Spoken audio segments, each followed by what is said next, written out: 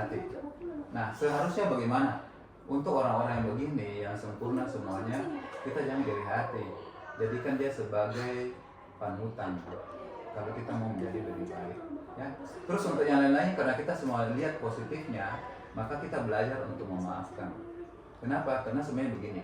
Kalau dalam Buddhis, ketika kita tidak bisa memaafkan orang, waktu dia bermeditasi, dia tidak akan bisa mendapatkan manfaat yang positif. Setiap dia bermeditasi itu, nanti itu timbul pikiran-pikiran buruknya. Aduh, ini orang jahat apa-apa. Itu muncul sendiri. Dan itu dialami oleh para yogi. Jadi itu menghambat perkembangan batinnya sendiri.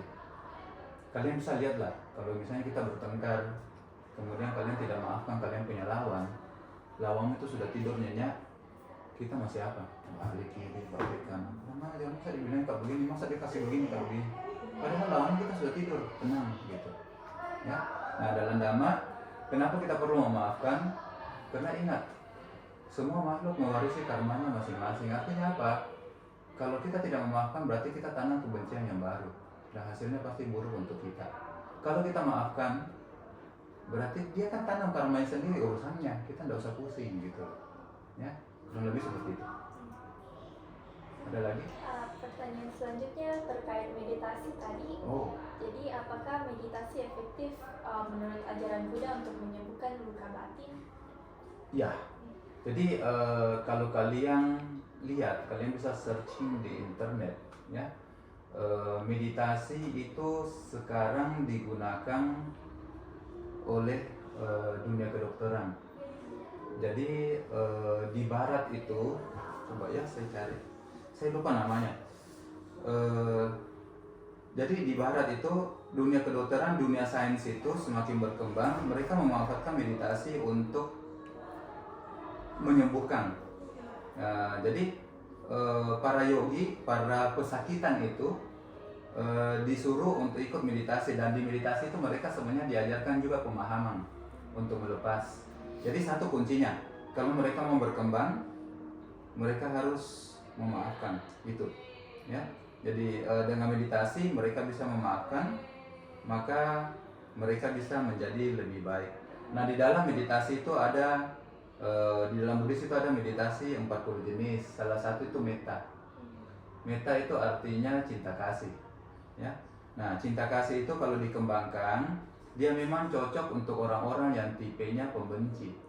Jadi karakter manusia itu kalau kita berbicara Buddhis, itu ada karakter serakah, ada karakter penuh kebencian, ada karakter penuh kebodohan batin, ada karakter yang cerdas, ada karakter yang penuh ragu-ragu, dan ada karakter yang memang orangnya malas. Dan ini semua umum. Nah, kapan cinta kasih diperlukan? Untuk melawan orang-orang yang karakternya kebencian. Karakter kebencian itu kayak begini, dia tukang calak. Sedikit-sedikit orang, kenapa kok begini, kenapa kok begini, kenapa kok begini, begitu. Tidak ada yang bagus untuk dia. Kenapa? Karena kebenciannya sudah muncul. Nah, cocok untuk dia apa? Yaitu meditasi cinta kasih. Termasuk kalau kita pernah dikerjai sama orang apa semua kan, setelah bisa memaafkan, maka bisa menggunakan meditasi itu untuk memaafkan orang lain, ya. Jadi di dunia barat ada memang dipakai untuk jadi pendamping dari dokter yang memeriksa pasien yang stres itu.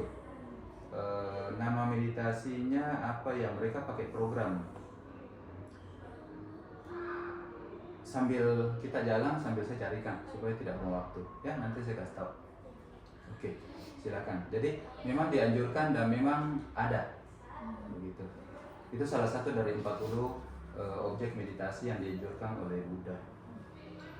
Ya, ada pertanyaan lain? Mungkin untuk pertanyaan terakhir itu, bagaimana karma dan kesadaran batin dapat mempengaruhi cara seseorang untuk mengalami dan melepaskan sakit hati? Oh, ya. Jadi begini. Pertama, karma itu adalah sebab. Sedangkan wipaka ini adalah buah dari sebab. Jadi setiap kita menanam sebab pasti ada akibat, ya. Biasanya orang-orang mengenal karma itu terbalik, dia mengenalnya sebagai akibat, padahal bukan. Jadi misalnya contoh begini, kalian lagi mengalami kesialan. Dibilang sudah karmanya. Salah. Itu buah karma yang pernah ditanam dulu. Sedangkan kalau karma itu sebab. Sebab itu artinya kita tanam yang baru. Oke. Pertanyaannya boleh diulang. Bagaimana karma dan kesadaran batin dapat mempengaruhi cara seseorang mengalami dan melepaskan sakit hati? Ya. Nah, jadi karma yang dimaksud di sini pertanyaannya adalah bagaimana buah karma bisa mempengaruhi seseorang dalam melepaskan sakit hatinya. Jadi buah karma. Ini bisa contoh kasus, misalnya kita selalu kumpul dengan orang-orang yang kita benci, senantiasa ditindas setiap hari apa semuanya, ya. Nah itu buah karma. Nah, tapi karena orang itu sudah paham, dia harus paham bahwa ini tidak selalu terjadi. Satu waktu dia akan berakhir. Kenapa? Karena segala sesuatu tidak kekal. Yang kedua, dia harus paham bahwa saya mewarisi karma saya sendiri. Jadi kalau saya ketemu dengan orang yang memang menyingkirkan seperti ini, apa boleh buat, saya harus terima. Ya. Nah, sekarang berikutnya adalah karma respon dia. Dia mau pilih respon dengan balas ribut, atau dia respon dengan positif. Ya, saya jadikan ini sebagai guru kesabaran. Itu pilihan dari kita. Gitu, ya. Nah, hukum karma tidak memegang peranan apa-apa selain menghasilkan buah dari akibat baik dan buruk kita masing-masing. Artinya apa? Kita tidak bisa minta sama hukum karma. Oh karma, jauhkan saya dari masalah, tidak bisa. Ya. Oh karma, temanku ini jahat sekali, semoga dia dapat karma buruknya. Tidak bisa. Karma itu kita minta tidak minta, dia akan bekerja secara alami. Begitu. Jadi sama seperti kita makan nasi, kita pasti akan kenyang. Tidak harus kita bilang semoga saya dengan makan nasi saya kenyang. Tidak usah, pasti kenyang. Semoga saya minum air pasti hilang hausku. Tidak usah, pasti haus hilang. Begitu. Ya. Jadi karma di sini berlaku apa adanya, terjadi sesuai dengan apa yang kita tanam. Nah, sehingga ketika kita menerima hal-hal buruk, supaya perasaan itu tidak membuat kita menjadi rugi dua kali karena terima hal yang buruk, kita respon dengan positif. Teorinya gampang, pelaksananya susah. Bagaimana bisa memaafkan orang yang menyakiti kita, ya?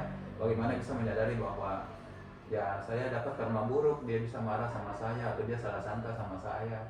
Nah itu prakteknya yang susah. Jadi seseorang umat Buddha ketika dia bisa memahami Dhamma, dia bisa menyadari itu, baru dia bisa memaafkan atau menerima sebagai satu hal yang wajar. Begitu.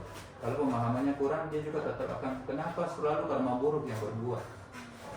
Begitu. Ya. Oke. Ya. Mungkin itu saja pertanyaannya, Sur. Kalau membingungkan kalian tanya terus nah.